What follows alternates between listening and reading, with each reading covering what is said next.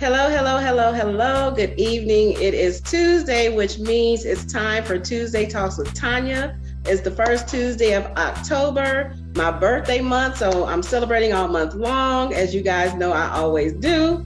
Even though it's at the end, I celebrate up to the 29th, which is the day, and then I celebrate up through the 31st because it's the whole month. But today I am so excited to welcome all of you again back to Tuesday Talks with Tonia, a platform for women, by women, about women. And we're going to have some good times, good conversation tonight. My guest tonight is one of my besties, and most people know her, so most times she doesn't need an introduction, but for the sake of the tube, I'm going to introduce her and give some of her accolades, not a lot. I'll let her share what she wants to share. So Miss Monique is an author. She's a playwright. She's a radio personality. She's a program manager for iHeartMedia. She is Raising AJ Productions is her company where she produces stage plays. She's a mommy, an auntie, a sister, a friend. She's kind of everything. She's a all-around Renaissance woman. She kind of do some of everything. So she's going to talk tonight about one, her stage play is called Build a Man. But the topic is, can we build a perfect man? And so that's going to be the conversation. I'm going to open up the floor to let her tell you what she wants to tell you, and then we'll jump right into some conversation because I got some good questions. Ooh, and I had some lyrics that I heard on a song that I used to love. And when I heard the lyrics, I was like, wait, no. So we're gonna delve into that a little bit more.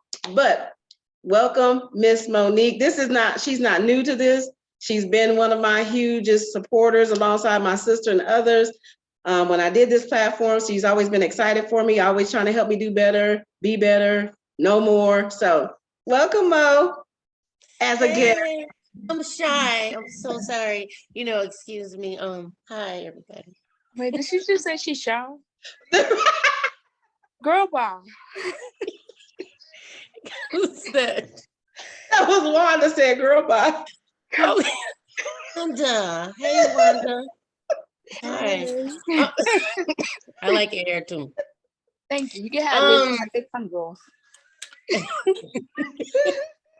So thank you. I appreciate it. I'm really, really excited, and not just about tonight, but everything that you got going on with far more, big things popping. And I'm excited about the stage play, Build a Man. Yay! Woo, woo, woo. Saturday, November 5th at the Imperial Theater. Yeah. Tickets are on sale. Just to kind of give you, you said everything about me, so I know it's about Build a Man. I want to definitely put out there the production, and then we can talk about if we can build the perfect man. But absolutely. Build a Man, the stage play, basically focuses on 4 successful women who take who they believe is a less fortunate man, and they build him and put him together, pull up his pants, change his clothing so that he can be presentable to take them out on, platonic dates. But what happens is he's not who he says he is. And then this is, of course, after every one of the females kind of falls for him. And it's a little drama. It focuses on depression, anxiety, self-love is just no way you can start trying to build something, something in someone else before you can actually build the thing that you're trying to build, without doing it within yourself. So it's a dramedy, it's funny. So like I said, a little drama, but I'm excited. Saturday, November 5th, Imperial Theater. Get tickets at imperialtheater.com starting at $30. Now let's talk about the perfect man that most of us don't have. Okay, before we do that though, Mo. Oh, okay, I'm sorry. To talk about the play though, because I really want to delve into more of the characters and, when you think about the title, Build a Man. So do you want to share how we came up with that title? Okay, so the title actually was presented to me by my brother. um between my brother and me and Tonia going back and forth about, this was like in 2016. I know this because somebody think they're gonna try to sue me because of the name and because I got it copywritten. Yeah, so 2016 is when we basically, came up with the whole idea and talked about it. And it's just, I guess stemming from being single and wishing that I could take this part of this particular man, put it right here in this man, and then put some of this over here over Batman, but we're building this man right here. There's so many different examples that I could give you, but like recent examples to where, oh my God, I think I can really like him, but he's lacking this. So if I could only take that and put it with him, then yes, hunty. But yeah. Mm-hmm. And that's funny that she mentioned that. And so most people, if you have children, you've heard of Build-A-Bear. So when you go to Build-A-Bear, right. In my mind, I was telling Mo when we were having the conversation, I was like, you go to Build-A-Bear, you get the outside that you want.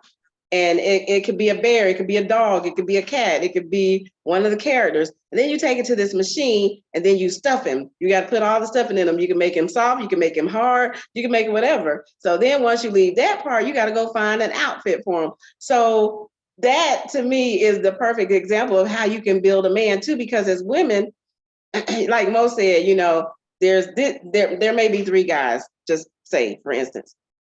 But this one has something I like, this one has something I like, but they all missing something.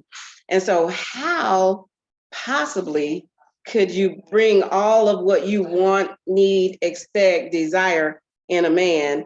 How do you create or build a perfect man? And so that's why I wanted to have a conversation to tie it along with the play, but also as women, especially those of us that are single, because, even for married women, they will tell you, he's still not the perfect man. I've talked with a lot of married women. They say, you know what?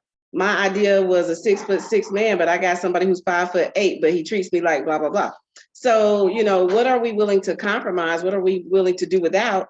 And what are just, absolute game changers? What do we say? Yeah, that's a deal breaker for me. And so Mo brought up a good point about this guy. And then too, the other piece is dating. When we're dating, you're dating to figure out if you like somebody enough to be committed to them.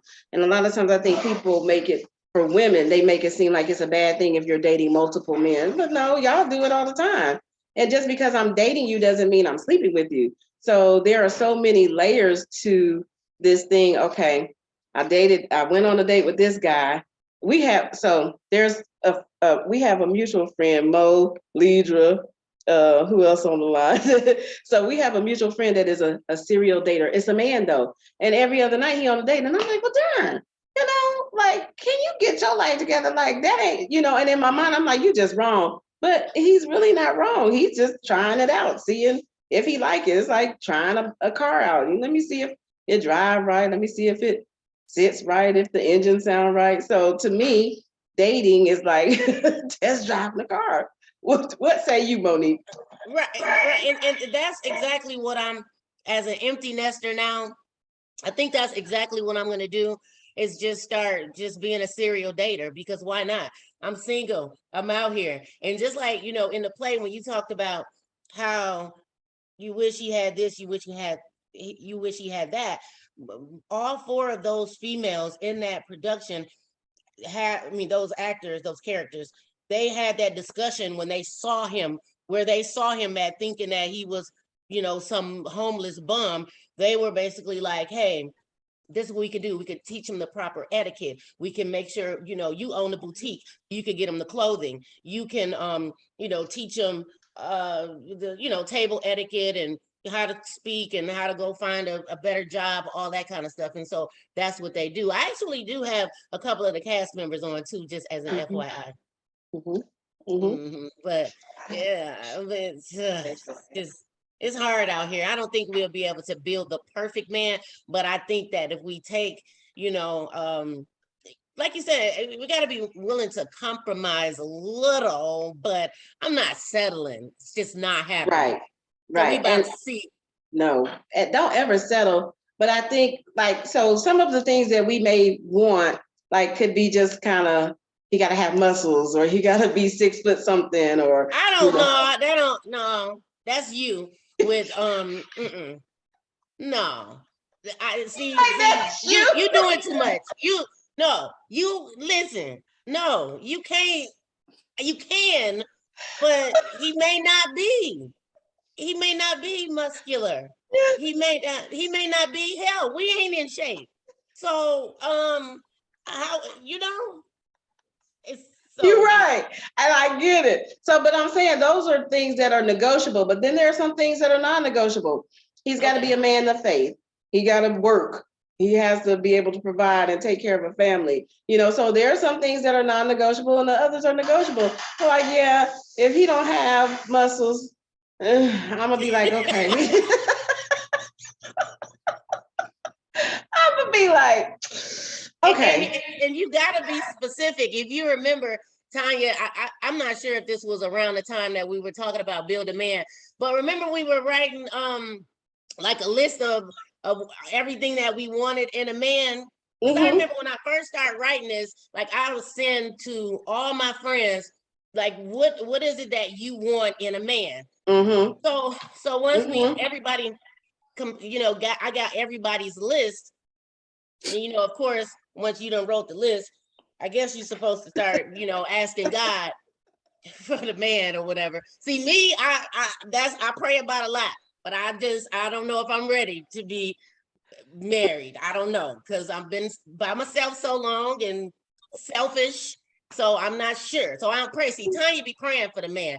So when Tonia gave me her list, you gotta be specific. I'm like, you missing out on this, you missing, so you gotta be specific when you're praying for that man that you're trying to build.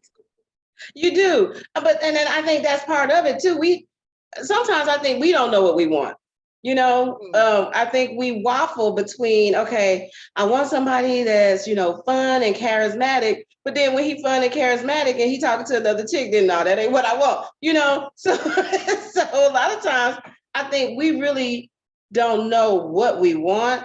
And so that's why it's important to write it down, because you have to be specific. And even, I do, when I talk to God, I'll be like, okay, Lord, listen, you know me. You created me, so you know what kind of person I am, and you know the type of person that I desire to be with. But let me help you out. Let me be specific. Let me make my little grocery list of what I think I want him to have, or how I want him to be, those types of things. And so that's why for me it's important to write it down, and sometimes I'll be forgetting what I said too. So part of it is like, did I say he had to have a good character? Did I say he had to have, a 6-figure income, but seriously, I have to write it down because sometimes I forget it. Then sometimes I change my mind.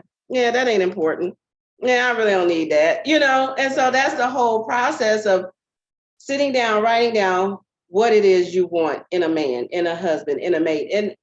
And to be honest, like, dating is fun.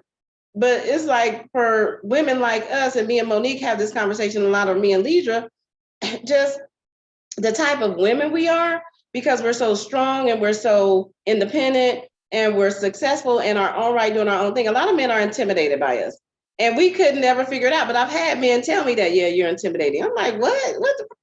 So if I'm intimidating you, you're definitely not the one.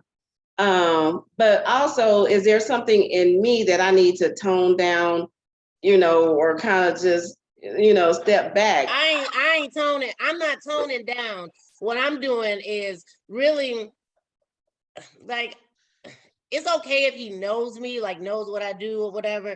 I know that sometimes can be intimidating, but either you gonna roll with it, because this is me. Like, if you want to be a part, I ain't saying that this is my world, but it kind of really is. Like, I feel like I'm willing to compromise once you get in here, if you can get in here. Right. But I'm not like, no, toning down, maybe compromising a little bit, but I am who I am. Like I am freaking. Oh, what did they say? I think once you done reach 35, you are who you are. I'm past that. So hey, this is what you get. It's kind of like take it or leave it. Yeah. Okay, so we gonna put a push note there, but we're gonna talk about this playwright thing. So a lot of people just know you basically from radio, not knowing that your real passion is writing and creating characters and all of that stuff. So tell us how you got into that space. Okay, so I've been writing, and I am equally passionate about radio and writing, even though, of course, like if I got like this big deal, I'm definitely leaving radio behind. Deuces, no, like, no, but I love writing. I love creating characters. I love just everything about writing, and hopefully, prayerfully, eventually, I will, see something on the big screen. So I got into it when I was younger. I've always kept journals. Always wrote stories. Was always. Honestly, I thought when I was younger that I was going to be an actress. That's not true. But clearly it was in that, arena. So, I wrote my first stage play probably back when I was, I don't know, young, maybe 18 or something like that. And from that stage play, I kept it for so many years. And I never forget, somebody asked me in Augusta, so what is the purpose of you writing but not producing? Like, why are you just writing things but not letting anybody read it, not letting anybody see it? And so that's when in 2010, I was like, you know what? I think I'm going to do it. I'm going to produce a stage play. And I taught myself how to do it. I followed, of course, people like Tyler Perry, and David E. Talbert was my mentor for a minute. And I did it. I mean, that's all I do is write and read and scope out people and characters and take something from everybody that I know and build people, characters. And some of your characters, are they more fictional or non-fictional? Oh, they definitely are non-fictional. I mean, but it's like, it's kind of difficult, not difficult. Like, so I have a lot of different times, some of my friends will be in the plays and they'd be looking over at me like, because I've taken something from here. I take it. So I'm not, so it's not like I made a character specifically based off of your life, Tonia, but I'm sure you will see yourself in either Tasha, Renee, Amelia, or somebody.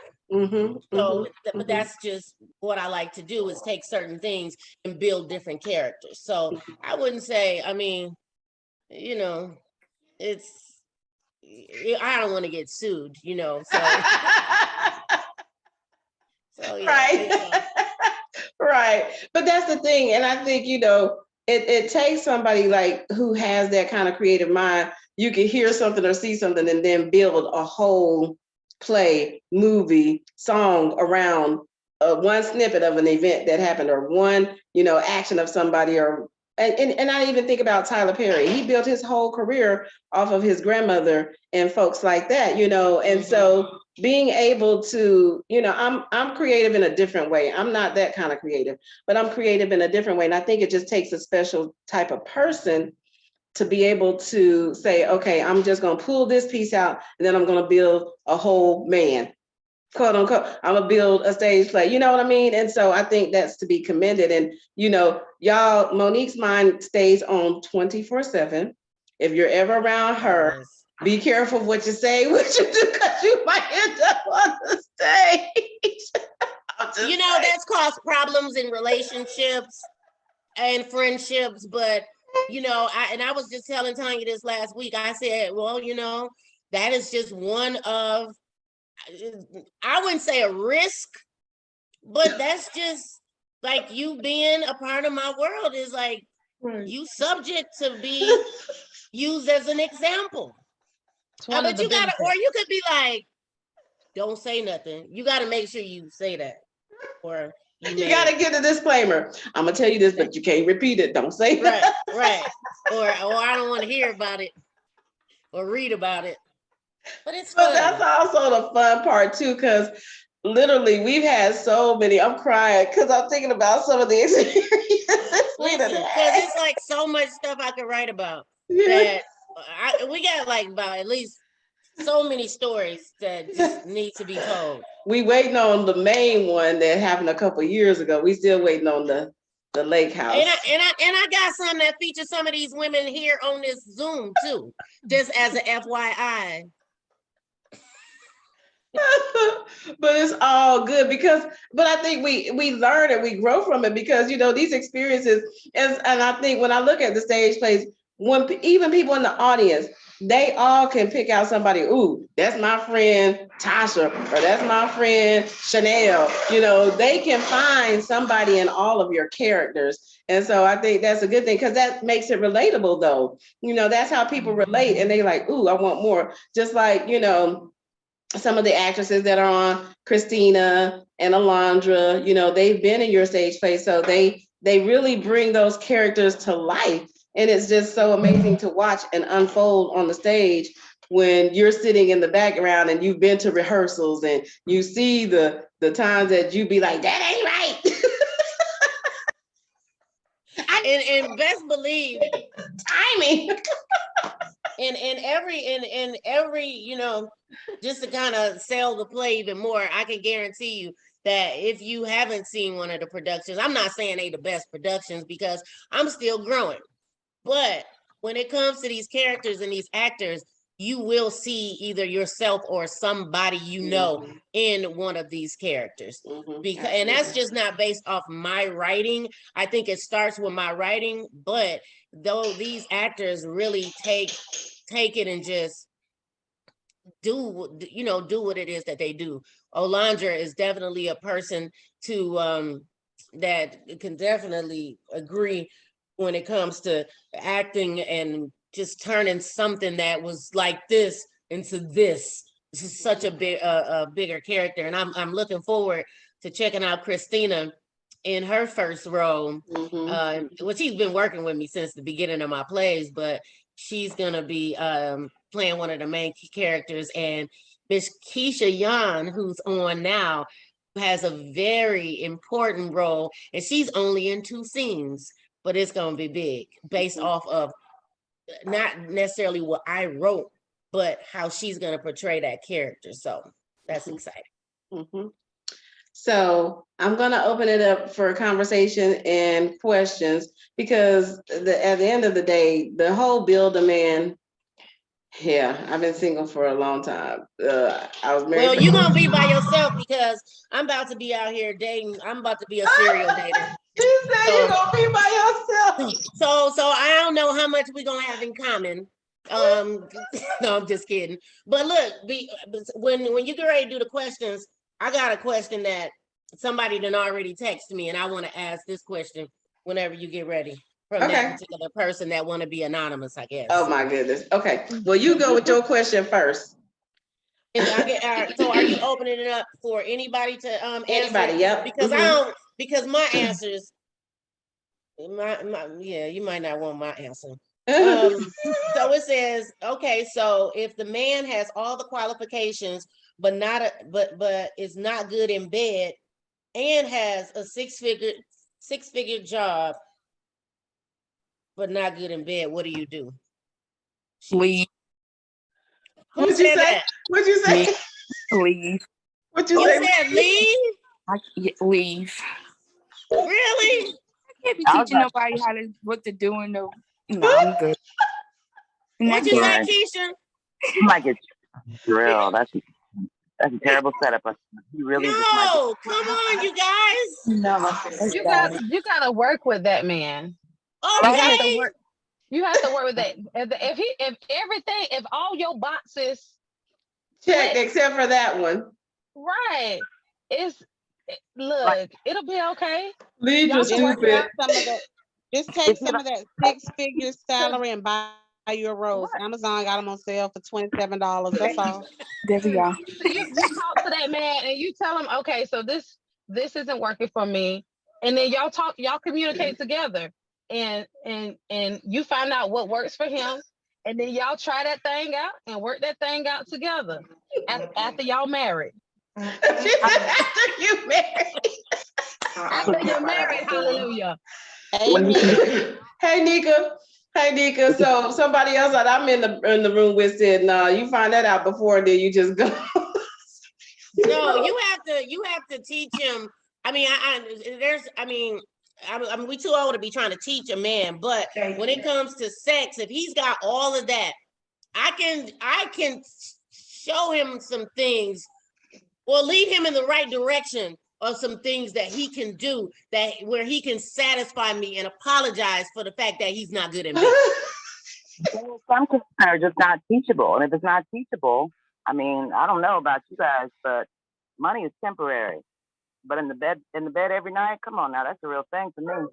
That's a good point. That's a good point, because that money could go anytime. And then but then that means you stayed for the wrong reason to me. So if you feel like, oh, I'm gonna make it work just because he's got this money, and then if something happened and he can't make the money, then that's why you have to figure out, is it worth trying to figure out if you can make the other part work too? Because you don't want to be stuck in a situation because you thought this was gonna be it and it's something else.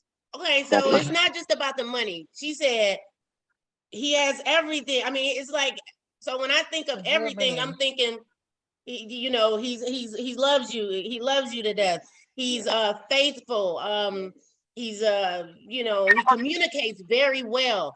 All of that. So you mean to tell me you can't sit here him on this couch and say, baby, you ain't really working with nothing, but let me tell you what you can do before you give me that little bit. This is what you can do to please me before you disappoint me. Would you cheat? I'm listen. I'm just saying, if he can't get it right, podcasts are unteachable. Trust.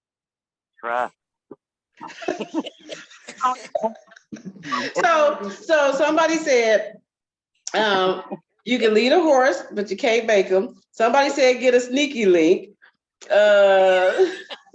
Somebody said, if you say that, he gonna volunteer and leave, because if you say that a little bit, he gonna just leave because you done insulted the man. But he know if it's little or not. Like, I've been with somebody and he was like, I don't know what happened. It just wouldn't, rise for the occasion. So I'm like, dude, so do what you was doing in the beginning and just let me get me, and we good. So were they cheat? I was happy. Oh gosh. So so if you stay with this person and you're not getting satisfied at home, would you have a side piece? Not if I'm married. I couldn't marry that. I couldn't even marry that. Because I don't. She couldn't even marry that, and most people are saying, yeah, no side pieces. Right. Once you marry, you're committed to that person. So you got to figure it out, because if that's the choice that you've made, then you got to figure out how to, without hurting their feelings. Because I mean, man, they know that's sensitive for men, and they know when they can't perform and they feel bad. So you just got to figure out other ways to make up for that. So are you? Somebody said, I'll take a sneaky link for 1,000, please. So are you promoting having sex before marriage? Because, like, how would you know unless you had sex with him before y'all got married? Yeah. That's the only way you're going to know, like, before. I mean, that's what my grandmother said. I mean, the reality is, and I get it, you're supposed to wait till marriage, but some people don't. And at my age, it's like, I didn't wait for marriage. I did it. Yeah. I mean, somebody said she did the 90-day rule, but it's still before marriage. So, man, don't get tricked. Have your wedding night, you'd be like, what? Oh, and so this topic is bringing me to, so when I was telling you guys on the way here, I was listening to Mo's sister station, 96.3 Kiss FM, in the afternoon ride out. And so SOS Band is one of my all-time favorite bands. And but when I really started listening to the words of their songs, I was like, oh, sheesh.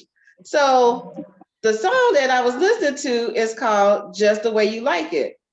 And so the words are, you've been single for a long time and I don't want to cramp your style. Still, you insist you want to settle down. But I know better. You can't change years overnight. And asking that, I would never do. So here's the solution that comes to mind. I'll be your number one. You still can have your fun. Whenever you need love, I will give it to you just the way you like it. You keep your other girls until you settle down. Whenever you get bored, I will give it to you just the way you like it. I was like, wow, that's so. And I love that song. I love all of their songs. And you be singing songs and you don't really, especially when you grown up with the song. So when you're younger, you don't even understand what they're talking about. But when I listened to the lyrics today, and I was like, oh, okay, well. So that was who singing that to who? SOS Band. So it's the female lead. And so she said the guy is basically telling her he wants to settle down. But she said, I can tell you're not ready to settle down. But until you are, I'll give it to you just the way that you like it. But I got to be the number one. You can still have your fun with everybody else. I'm going to be here. And when you feel like you want to settle down, I'll be here. No, I'm not down with that. Right. That's what I'm saying. So I've been singing this song for years and I'm like, sheesh. I don't even know what song that is. It's called I Can Give It to You Just the Way You Like It. Christina, can you sing that? I don't know that song. I don't know that song. Yeah. I cannot. But the point I'm making with that is, I think sometimes we give into this type of situation, behavior, whatever, because A, you get tired of waiting. B, you see that there are like really no options, or you just get tired of being by yourself. And when I read the lyrics, I was like, oh yeah, no, I don't want to do that. But is that one of the only options? So it's just like, yeah. You unmuted. Do you know how to sing that song? Huh? Olandra know how to sing it? Can you hear me? Yeah, we can hear you. So I wanted to ask something. No, she ain't got no voice. She can't sing it. I can sing, but I wanted to add something that you said earlier. I can't remember who was talking, but I think someone said that's why you I can't remember who it was, but like for me, I've been dating now. And actually we're in premarital counseling right now. And so we've been settled in now for 4 years. Yeah. And so we, both are practicing celibacy. We have not joined together. We've been doing this thing right. And never ever. Session, what'd you say, Mo? No, but listen, our last session, y'all, it was so good because we talked about intimacy. And in that session, we both have, had, sex. Okay. So, but together we both was talking about, well, when you've been with someone else and you've had the things you like and you don't like, sometimes what happens, you bring all those experiences into your new relationship. Everything that you did, everything that he did. So now you're bringing all of that in to your new relationship, and it really messes up things. And so what we're doing, we are, we're having like, hey, we want to enter in this next step, as new, like to learn each other, to learn what you like, and even if it's sometimes what happens, you take on your past experiences and you bring it into your new relationship, and it's like, okay, I want it that way, I want it like this, and this is how I had it before, and you're not really learning each other, dwelling with one another. And that's why communication is so important, is that, before you go that direction, you really have effective and transparent communication with one another. Like you really are talking about, you know, your desires and the things that you like, learning each other's love language and et cetera, and knowing that your love languages changes as you date. I like that. That's right. So, Go ahead, Mo. so Alondra. Yes, Mom. I'm hoarse, y'all. My asthma. You said what? She's hoarse because her asthma. Oh, okay. All right. Hope you feel better. So, like, okay, I guess because you'll have like that spiritual connection and just the connection with, you know, everything that you were just talking about. So y'all Yeah, should because be he literally fine. makes love to my mind. We have not been, yeah, we literally, that's how good the love is. When you can make love to my mind mentally, Mo was yes. like, okay then. So it don't I don't- I- matter.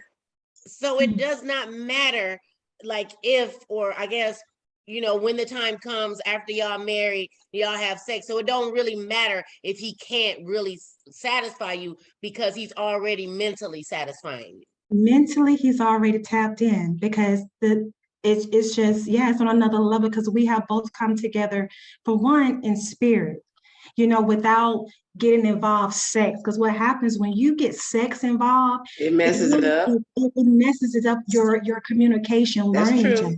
That's You true. know, when you start tapping into those other things, you don't really know the person. You don't really know their heart because what has happened, you allow sex to cloud your relationship. But when you just take sex out the picture, say, hey, you know what? Let me just get to know you. Let me understand you. Let me seek to understand you. You know, just to really understand one another. And it's been a beautiful thing since then. So I know it's possible because I'm living in it. It is possible. That's awesome. That's awesome. Dr. Jackson has her hand raised, so I'm gonna go to Dr. Jackson and then you, Keisha. You know, I agree with what she so eloquently said. You know, what she's speaking is what we call a sapiosexual mentality, where they're in love with your mind. And that's where the 90-day rule has its premise. Because biologically, when we first meet someone, our instinctual desires kick in. And a lot of the times relationships go through phases, and men's testosterone levels naturally drop because it's clouded by the initial Our dopamine that has us thinking we're in love after 2 weeks and 2 days, you know, all of these levels from a biological disposition, they drop. And so if there's no substance in what you seek, if there's no, I'm in love with your mind, I'm in love with this person's goals, dreams, we have a spiritual connection, we're beyond this physical right now, those things hold stronger connections with agape love than just the physical nature alone. And she so eloquently said, sapiosexual mentality is wonderful. That's where the 90-day rule and its premise come from, because we're biologically predispositioned that after a guy gets with a woman, you know, his testosterone levels are through the roof at first, but they naturally drop. Our dopamines and our endorphins are through the roof, but they drop, and we begin to see things about them that we didn't see before because they were clouded by that sexual impulsive nature. So yeah, it might not matter if they have a little penis or not.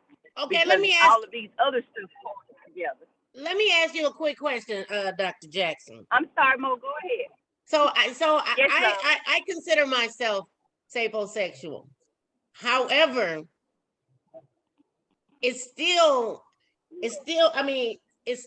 not just mental. Like I want to have sex with that person that I have that attraction to.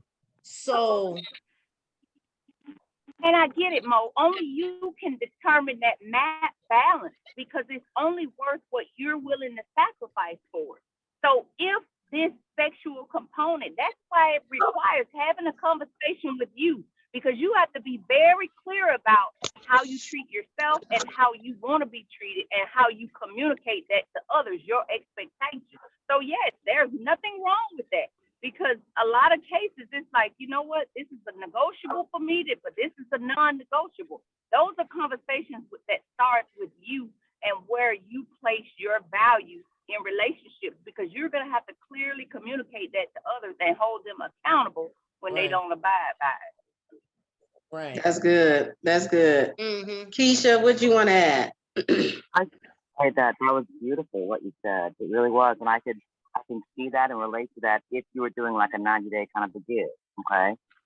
But mine is that when we see a member of the opposite sex or whatever it is that we're attracted to, that's immediate.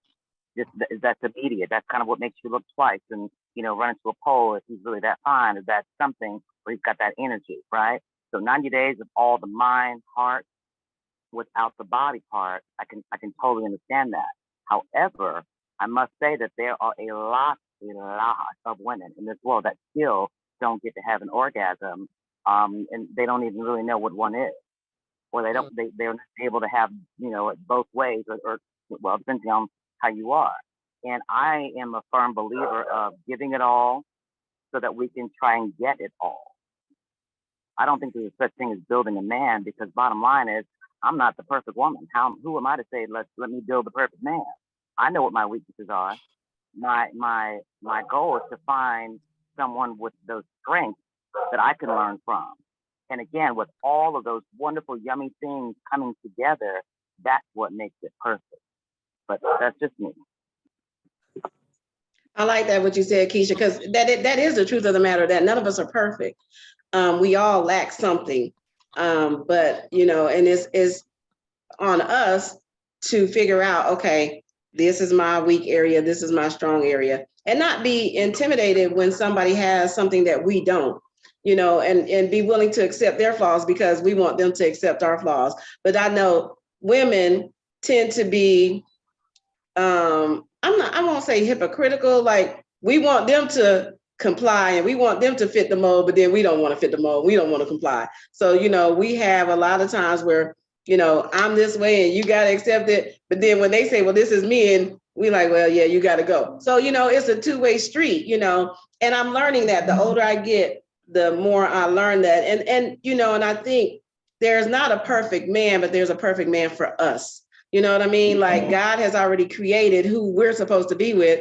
We just got to make sure that, number one, we're ready when he finds us, because he said, he that finds a wife finds a good thing. That means we're supposed to be a wife already before we meet him, which means we're supposed to be in a position to just take on that role. It becomes a title, but we're already all the things that a wife should be. And so these things I'm learning as I'm growing and as I'm evolving into who, Tonia really is, because who Tonia was at 18, who Tonia was at 25, who Tonia was at 35 is totally different than who Tonia is now at 51.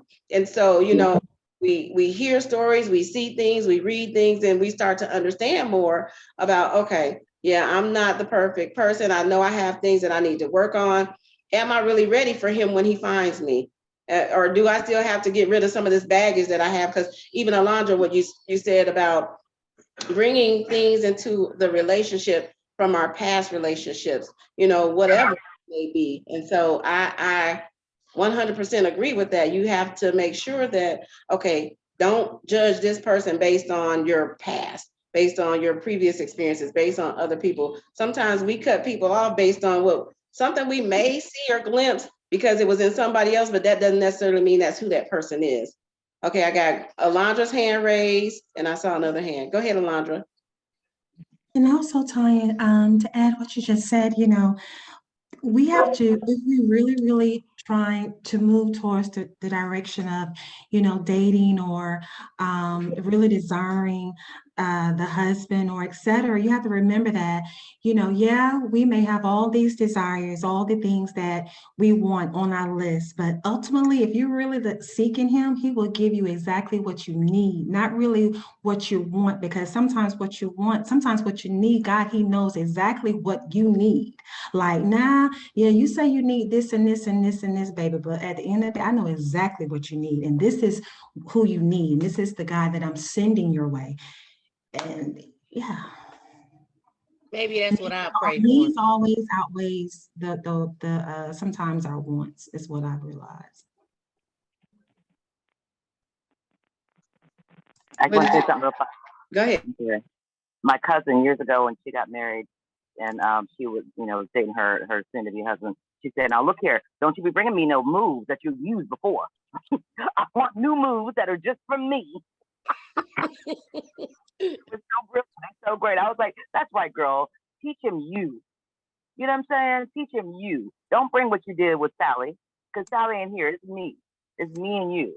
So again, on the same, agreeing with what you said, bottom line, yeah, learn each other in a new, pure kind of way.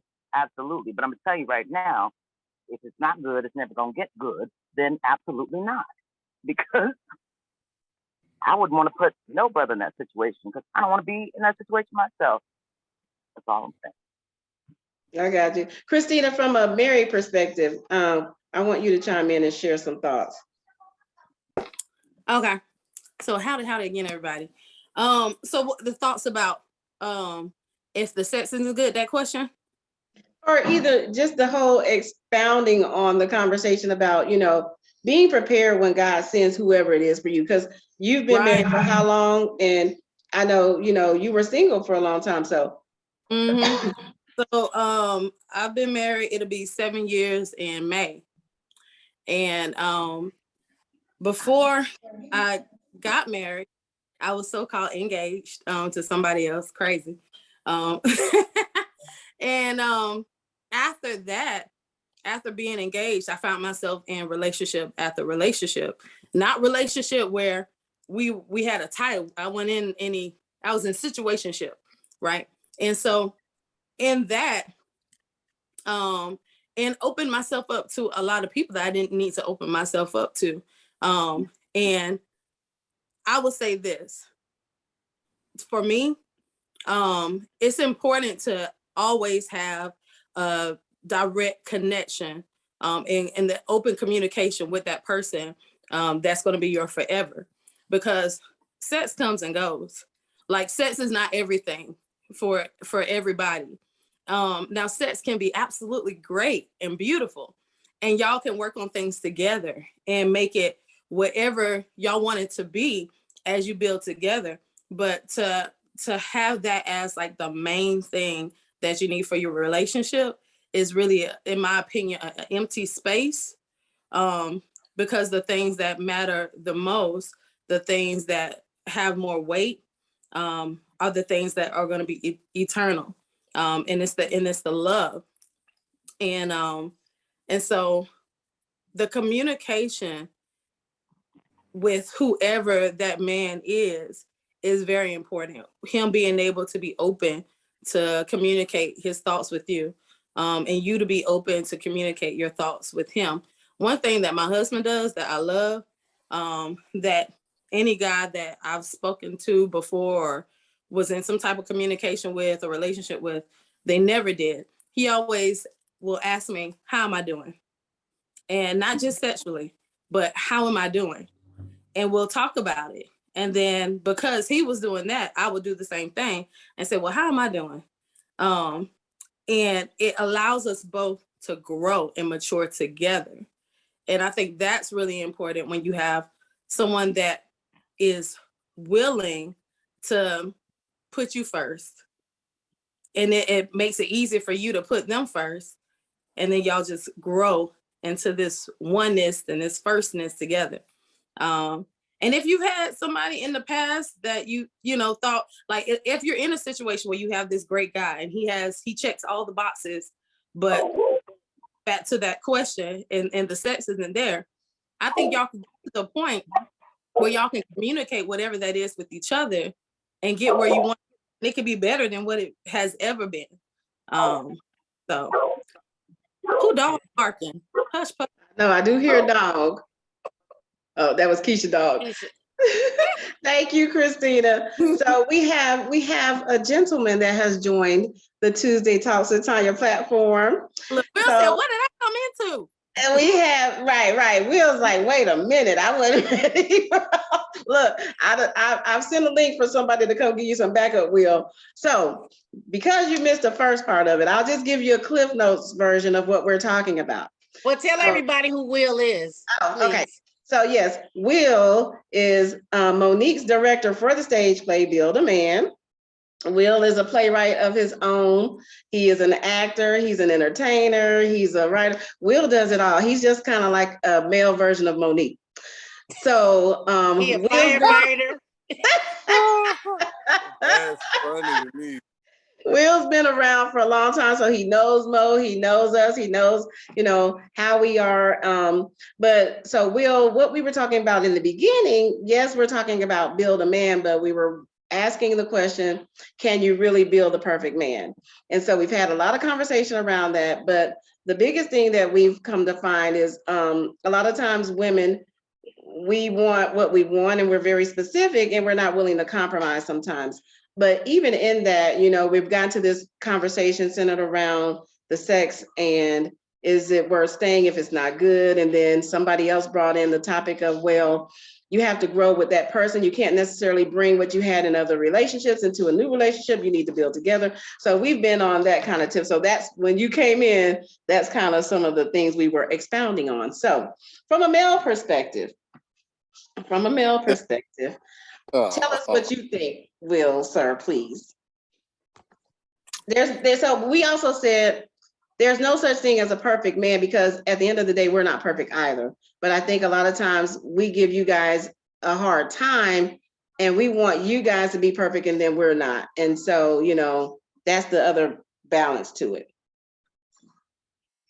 Definitely, there's no perfect individual either way. So I think you definitely need to try to find somebody where your base, like the base of the things, like your core values. I think if you can find a person where your core values meet up somewhere, I think everything else can be talked about. But a lot of people are not willing to talk. I think one of the biggest things that I feel like is that the way the world is built today, that men and women are already going into the first time that they meet, like we already like operate like enemies. Like it's already, what is he trying to do to me, and what is she trying to do? And if we approaching it like we're already opposing one another, we're not gonna get. It's really nowhere to get to. So I just feel like if we could all get like on the same page, like, okay, I'm looking for the right person, you're looking for the right person. And if we can come to a place where we say, okay, you know what? I don't think you're for me. And the other person can say, you know what? You might be right. You might not be the person for me. And if we can just walk away that way, instead of everybody, it seems like everything always ends bad. And if we all looking for the right person, I mean, we all can see, what, this person is not the person for me. But I think we just have to start somewhere that, okay, that is possible. Like, we got to have some core values. I mean, if your core value is not the same, it's so hard. That is, you're trying to force a square peg into a round hole. Yeah, that's tough. It don't work. It just don't work. It doesn't work. But you have to be okay with that. You have to be okay with dating, knowing that. I mean, it's only if you believe that I'm looking for a husband or I'm looking for a wife, it's only one person. And that's true. And if you know that, then, and you know that it's only one person, then once you recognize that that person is not the right person, it should be okay. It don't have to be, oh, he slack, or oh, she whatever. Nah, I might need somebody who really, really got a lot of great area. I might need that kind of person. I might need the kind of person who real relaxed. So I may not be. That don't necessarily mean that person slack. That mean that person don't have the type of values that you have. So it just might not be the right person for you. But we'll walk away from that like, oh, he slack, or she slack, or she this. Nah, maybe they're just not the right person. But that's okay. Right. But it's like men and women, like we gotta battle each other. And I think the way the world is designed now is so hard because we already enemies before we even trying to get to know each other. Mm-hmm. And that's a good point, Will, from a man's perspective, that we and a lot of times women come into a relationship or a situation with expectations that they don't necessarily convey to the man. They don't say, hey, I'm dating, but this is what I'm looking for. We just go into it and expect him to be a mind reader. And then when we don't get what we want, but we never communicated to him that this is what we're looking for, like you said, then we fall out, and then it's, oh, he is not this, or he ain't that, and he did this. But did you ever tell the man? Did you ever tell him that, you wanted somebody who could communicate well? You wanted somebody, we never lay our cards, I guess, on the table. We always just kind of go into it thinking by osmosis, he's going to figure out what it is I want, what it is I need, how it is I need to be treated. And we never communicate that. So you got some backup. I see Chile Chills joined the chat. Jesus, help us all. Dr. Jackson got her hand raised. I'm going to go to Dr. Jackson first. You on mute, hon. Oh, I understand what you're saying about the communication, because from a societal standpoint, we set a lot of men up culturally and environmentally, because 95% of women want a man who is emotionally intelligent. But where do we teach that at? Because a lot of the times we look over the men who are emotionally intelligent and call them feminine. We've correlated having a sense of your emotions and being in connection with your emotion with being feminine.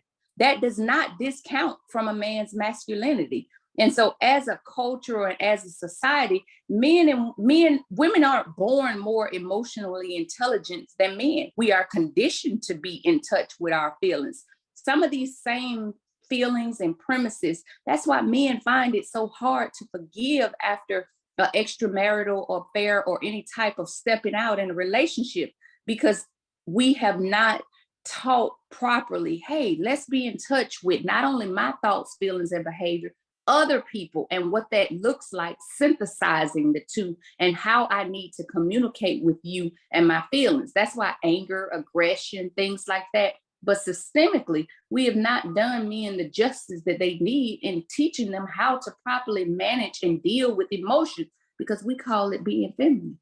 And no, that does not discount from a man's masculine energy. In fact, that's one of the characteristics that attract me to a man. When you are emotionally intelligent and you're able to let your emotions, be just that, your emotions, and you remain in control of them.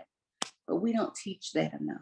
We don't promote that enough, but we have all of these expectations for you to read my mind. You can't expect what you don't communicate. And that works both ways. And so we need to be able to understand the shortcomings that may be there, and what are we going to do to help facilitate that growth. And I like that. We can't, hold people hostage based on our expectations that we never shared. But a lot of times we do hold people hostage. We hold men hostage. But I mean, that works in even platonic relationships. Well, you wasn't there to support me. Well, did you ask me to? Like, I'm supposed to be a mind reader. So that transcends just, not just the man and woman relationship, but just any relationship in general. And a lot of times I tell people all the time, having been married and being married for 18 years and then being divorced, there's so many things that I know I wouldn't do. There are so many things I know I wouldn't accept. There are so many things that I learned, after the fact, because again, I'm not who I was when I was 18. I'm not who I was when I was 25. And a lot of times we're not taught communication, because most Black households, everybody has heard this statement: what goes on in this house stays in this house, right? But if something is wrong in the house and you can't talk about it, you never get to address it. And then when you become an adult, you got all these issues because we couldn't talk about it outside of the house. And nobody understood that. And so you carry those types of things into your relationships because you just weren't taught any better. You didn't know any better. And for the men, if they don't have another man to say, hey, let me bring you under my wing, let me teach you. It doesn't necessarily have to be a father. It could be an uncle. It could be a brother. It could be a cousin. It could be your whoever. But a lot of times the men don't get that type of, we get women that sometimes will pull us to the side, say, hey, this is what you should do. This is how you should behave, but a lot of times I don't think men get the same treatment that we do as it relates to pouring back into, bringing them along, helping them get to a place of maturity, and what a real man should be. Because at the end of the day, there's a definition of a real man, but whose definition? my definition may be something different than yours. So what's the definition of a real man? I guess it just depends on the individual, what I'm looking for, what I expect, what I need, what I think in my mind is a real man. And it may not be the same as anyone else's. Chile Chills, you done went off screen. Are you available to chat and add some commentary to this conversation from a man's perspective? You're on mute. Maybe he's not. Did somebody else want to add something in? We've had some good conversation. This is good dialogue. This is giving Monique more, more material. Go ahead. Content. Right. Go ahead, Keisha. I want to address what Will was saying about like it should be kind of to let it go when it's not working. I know I've had several relationships in my life where I was very upfront. Like, look, I'm trying to build a certain type of empire. It's not really about the money. It's just about the ownership of it. And I need you to be as hungry as I am. And when I'm weak and exhausted and it won't happen, I need you to kind of help me out. Don't put me down, but help me out. And so I would still try and try and try until I got to the point where I say, you know what? It's not working, but Keisha, I'm in love. You know what I did? I helped carry you her because she is not me. And that's okay. Because we both got something out of it in the interim. So I love that you said that, because it don't have to be about hate and anger. No, baby. I'm just not her for you. That's all there is to it. So I love that. Right. You just not the one, and I'm just not the one, and it's okay. It really is okay, because I don't want to be tied to somebody that I'm not the one for, and I miss the one that I am intended for.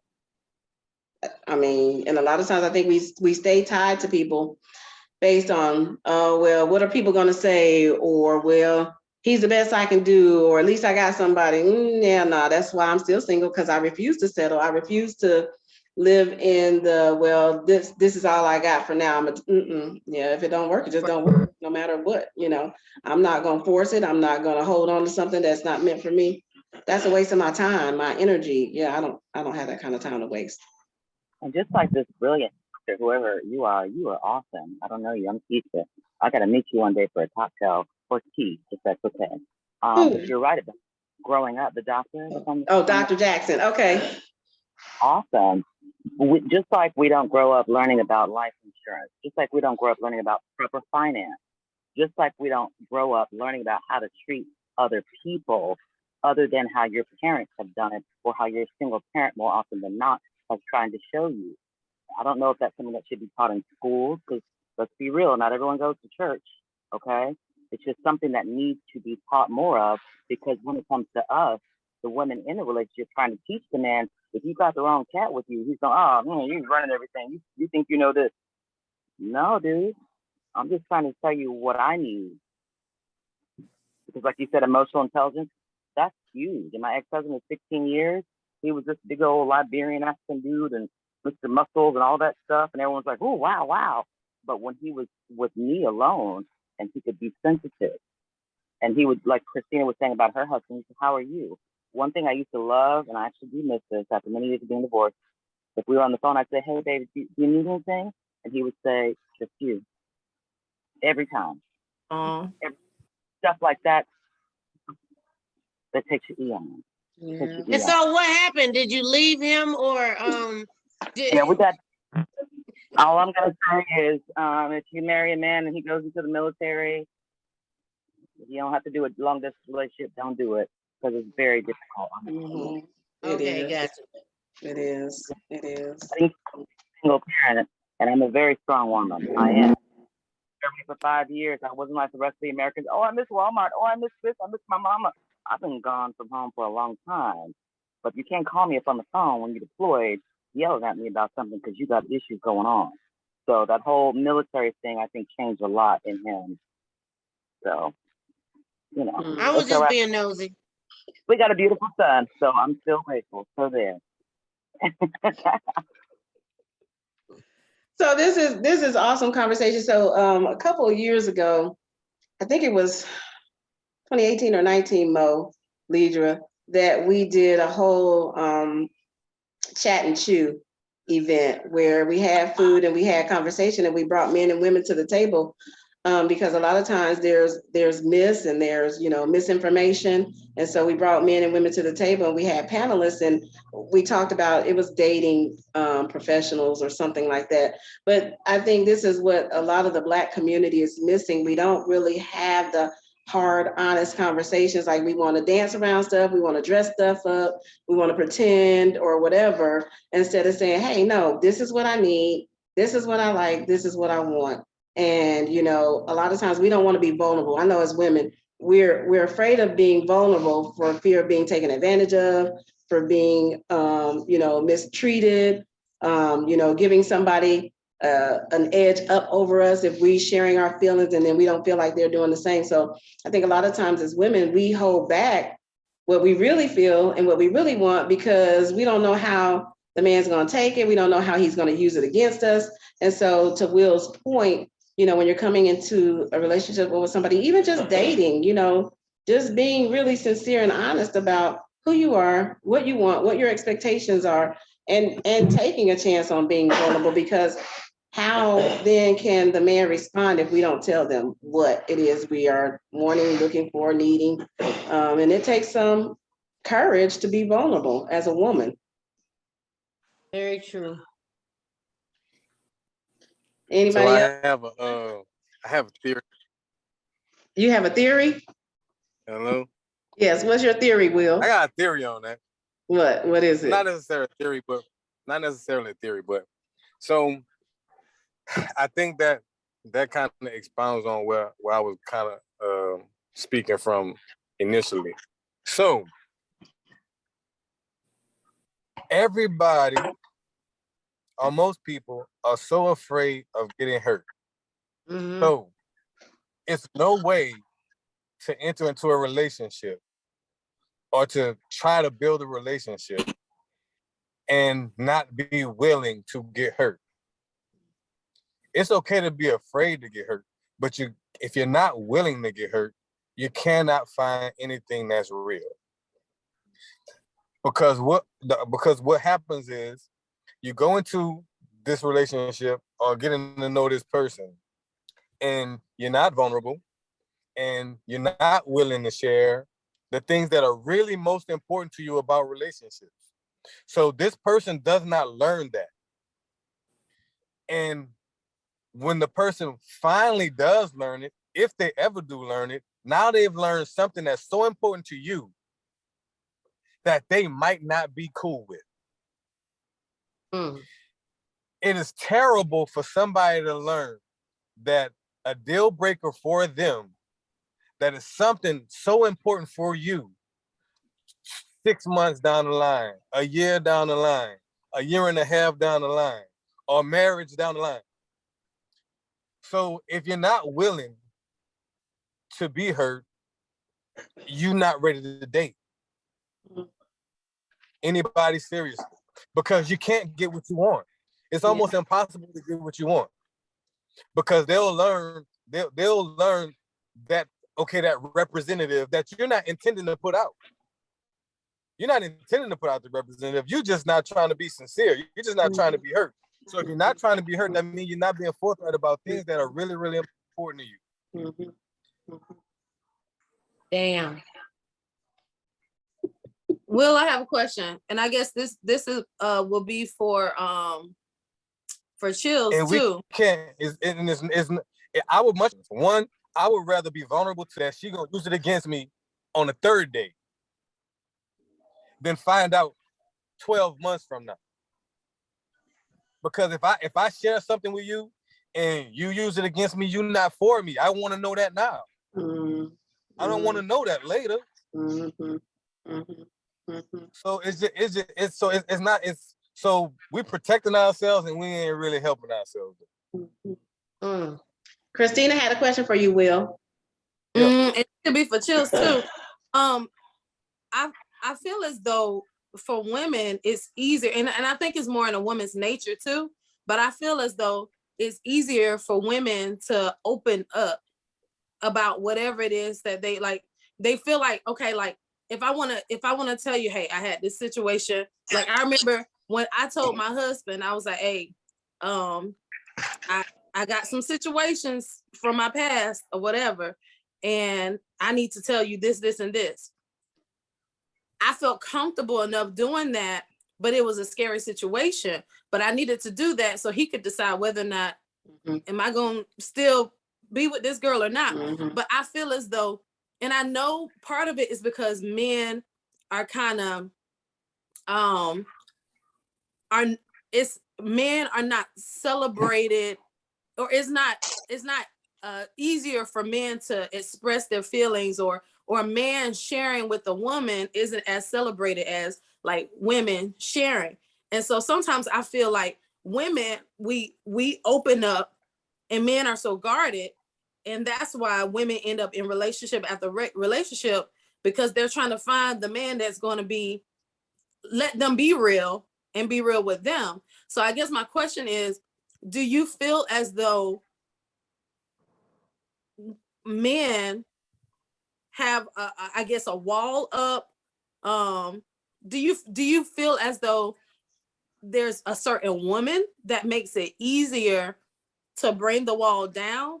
Or do you feel as though, because I just feel like a lot of men are not open, and I feel like that's why a lot of women are single and, in situationships, because they have these men that are just not open to really release whatever it is within themselves, so we can all have just genuine connection. I hope you get what I'm saying. I got you. All right, so I'm generally a guy's guy, so I can speak for most men. I can't speak for all men, but I will say this: that's why being vulnerable is so important, even if it is just from the woman's side. I think right now we get so caught up with this equality thing, and men not women and women not men. We just not. And so this is what generally will happen. If a female is vulnerable, because what she needs to know is, she needs to know if this guy will emotionally connect to her. It's important to her, right?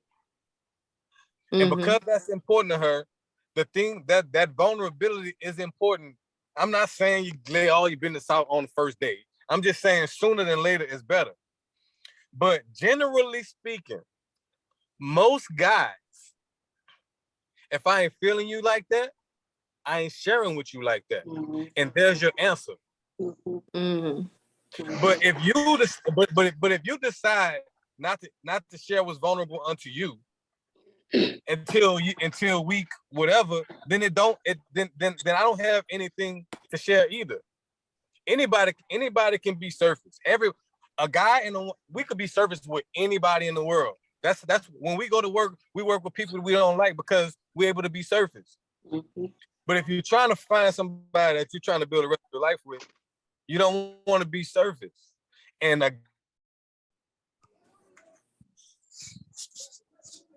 guy will, if a guy don't like you like that, then I won't be vulnerable back to you.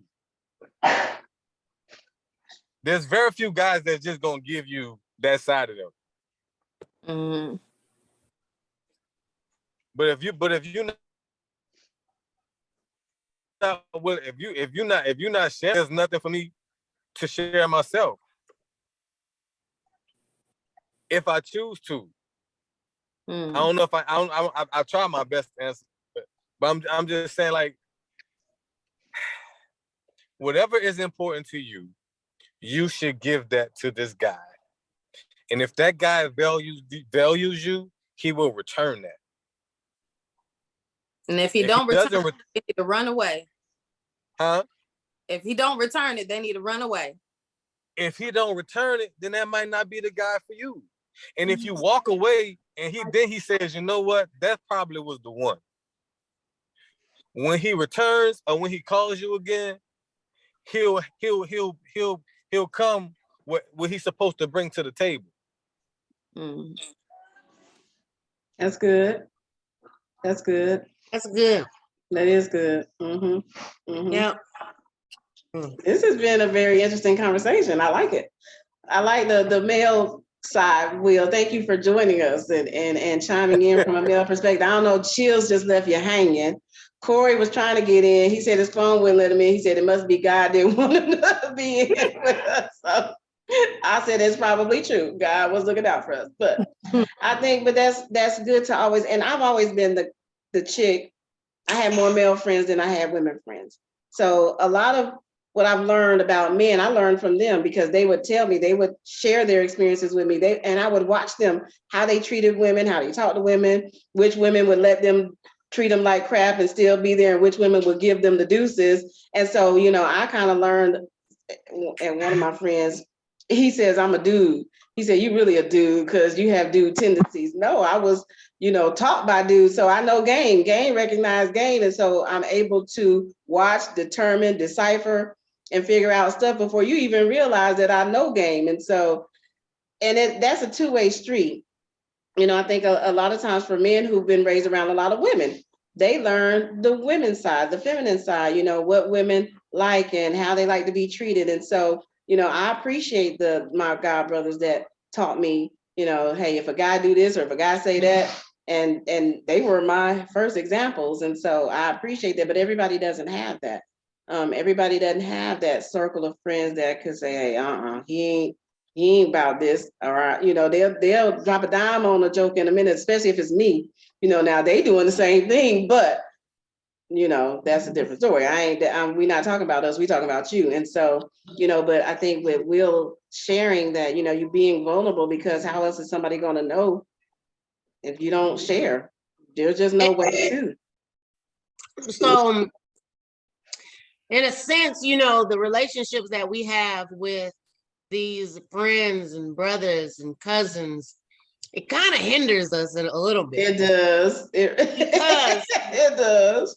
So it's kind of like it's contradicting when we're saying, or Will is saying we should be vulnerable. I know that I should be, but because of what I have been shown or what I see from all my friends and brothers and cousins, and so we're gonna have to pick a side. So like, because everybody, like another thing Will said is that person may not be for you.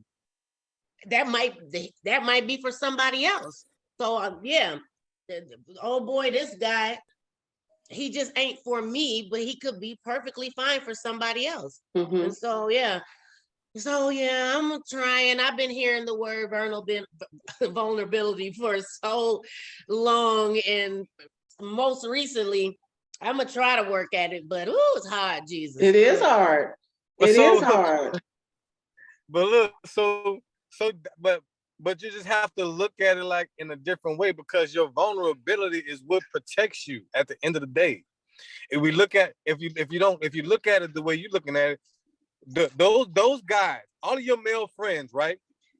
Tell me all of your male friends and tell me what he did when he found the right one. Okay. So we got one. So that you say what, Will? I'm saying all of y'all, everybody has male friends and everybody has female friends. And we know how generally they treat the opposite sex.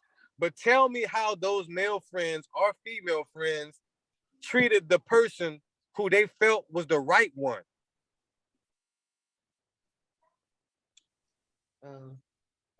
You can tell the difference. There is a distinct difference. There's a difference. So they will start spending time with that person more. They will start pushing you to the side. Right. They will, start making sure that person's comfortable at all times.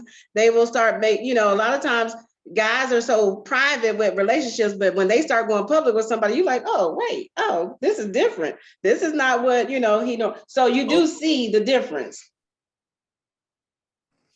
Right. So that's what I'm saying. So while you trying to not show him who you are, you trying to get to know him, and then you're going to let him know who you really are in month 6. where I feel like you should say, you know what? This is a secret that I ain't really trying to tell nobody. However, it's a vulnerable place in me that I know that if he can't protect that for me, then he ain't the one. But I want to find that out tomorrow. I don't want to find that out once I'm trying to buy you a ring. Right.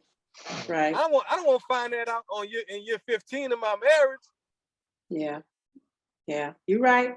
Dr. Jackson, I see you got your hand up. After the Will, I'm gonna go to you. The very thing that you try not to say. I mean, but that was it. The very thing that you're trying not to be hurt, just to be hurt later. Well,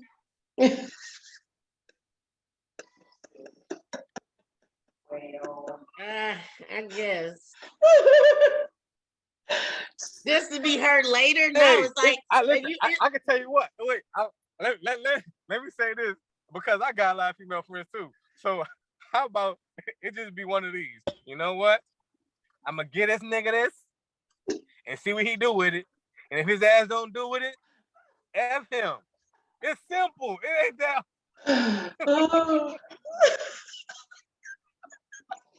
So it's kind of like, it's just, okay, maybe we shouldn't wait 6 months, but we gotta at least, I need a little time. And like you said, now You know how much first time date. you know how much time I think you need? How much? This is how much time I think you need. Once you think you like him. Oh, okay. Once you feel like, you know what? I kind of really like this dude. I'm feeling him. This might could go somewhere. I think it's a good time for you to start being vulnerable. See what the hell he doing. Gonna do with it. Okay. But if you ain't feeling him and y'all just out and you like, nah, that he don't deserve none of that. But if it's somebody that you think that you like, I mean, go ahead on and give it up. I ain't saying give up. I know what you mean. As far as you know what? You know what? We got it. We got it. I'm gonna let Dr. Jackson go because she had her hand up. Now, you know what? Will is right on the money. So your boundaries have different components to them. And a lot of people get parts of what boundaries mean, but they miss one of the key features, which is the ability to be vulnerable. A lot of us, when we get hurt, we close our heart off, and you can't do that because there's no way for that pain and that trauma and everything that came with that hurt to exit. It has to exit. And so in doing that, you do let people earn access to you. But your vulnerability also says that you have a right to communicate when you're uncomfortable. You have a right to communicate your expectations. You have a right to be vulnerable with people who have earned that access, especially when you're communicating and you're getting to know someone. Don't let your past trauma, guide you seeing red flags everywhere. I heard somebody allude to you in survival mode. You anticipating danger. So you in a fight, flight, or flee stage. So that means you acting off impulse, you acting off your feelings. You're not letting rational, abstract, and concrete thought and the right balance of emotions guide you. When you think you perceive red flags, that's when you have to communicate properly. Having those communication skills. Hey, the other day, I saw where you use I because they're your feelings and you own them, but you open yourself up to communicate with somebody who's emotionally intelligent and emotionally stable enough to understand you. Because I can't water a plant that's not living unless I want to waste my resources. But see, your boundaries protect you because they're not meant to be walls. They're walls, Ms. Mo, when you don't allow that vulnerability piece. Your boundaries are doors, and they're there for you to either grant or restrict access based on that initial conversation that you've had with yourself about your expectations for what you want. Most importantly, what you don't want. So you got to categorize things into negotiables and non-negotiables, but be willing to expand what you thought you saw, especially if it's looking at it from a place of hurt and looking at it at a place where you got to climb this big wall to get to me. No, I have to be able to feel comfortable enough to open my door, but I can't do that when I'm not vulnerable to some degree. Mr. Will, you on the money with that. Boundaries have different components to them. And a lot of us have some of the components down, but it's not going to work properly when we don't have all aspects working together and be willing to adjust and adapt based on situations. I heard somebody speak to your languages of love. So a golden rule, people know, oh, you treat people the way you want to be treated. Heck no, you have to treat people the way they want to be treated, unless it, unless it violates your values and your standards. But see, that's that conversation you got to have with yourself. But treating people the way they want to be treated, that means that you're not looking at them through judgment and criticism, and you not treating them based on your values and your viewpoints. A relationship is a partnership. So I can't just always treat you the way I want to be treated.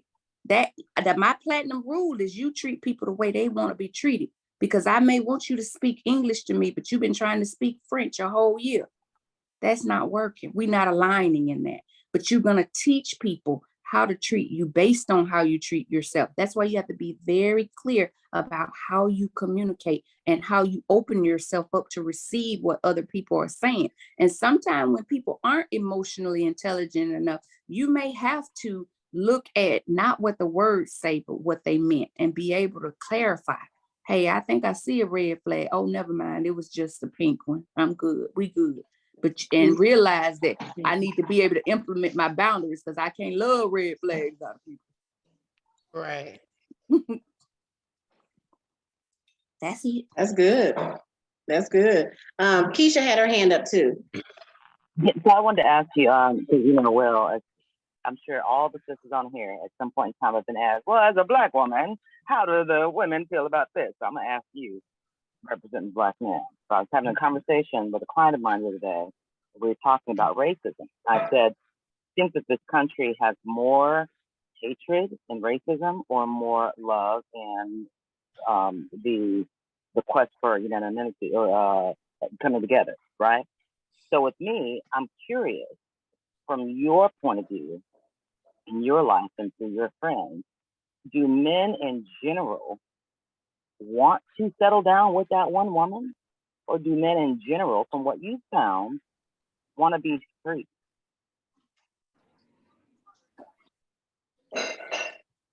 You're on mute, Will. I'm sorry. You gotta press the button. Can't hear you. All right. Do men in general want to settle down, or do they want to be free? Was that what it is? Yeah. Yeah. FREE? Is serial dater forever?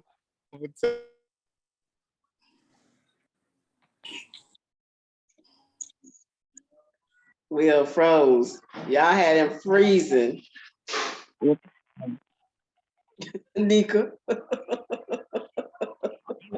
I'll tell you what, I have. Okay. Say it again, Will. We missed you because you was frozen. Okay, so in my entire life, I have met two guys that actually really wanted to be free and have more than one woman. Like, I have a friend who he literally feels like he needs 3 women. Now, that particular person, he has foregone that, and he is now married, and he don't really deal with the 3 women anymore because he's married.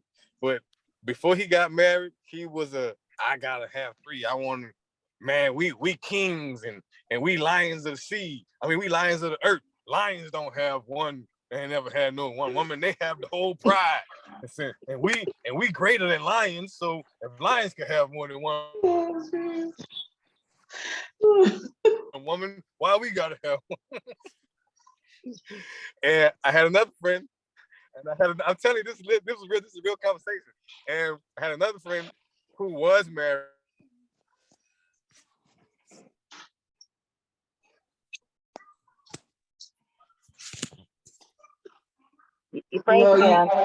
Will keep freezing. We'll need to go in the house and get some internet.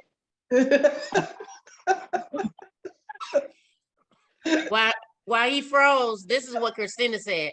Women often build men for another woman. I wish more men and women build each other up instead of trying to fix each other. Relationship will work a lot better. Yeah. Okay, Will, Will, you froze now. You froze in mid-sentence. We was like, what? Oh man, what was the last thing I said? About the how the lions don't just have Yeah, your one. second friend, you were talking about the second friend that wanted to be free, and you talked about the lion, why the men have to have one when the lion got many. And I must say, I clearly heard you say he don't really mess around with three anymore because he's married. So I'm sure that we all heard that. He don't really. And then the other one was married, but he's not married anymore. Yeah, but and he was like, man, I'm next time I get married, I'm gonna have 2 wives. Oh. But he couldn't find, but he's far gone that because he couldn't find 2 wives. But you know, I think he's about to propose to somebody. I don't know. But my point in saying that is out of all of my years, I've only met 2 people who really kind of felt that way. Everybody else feels like they're gonna end up with they're looking for this one woman. One vulnerable woman, but is he gonna be vulnerable? Huh?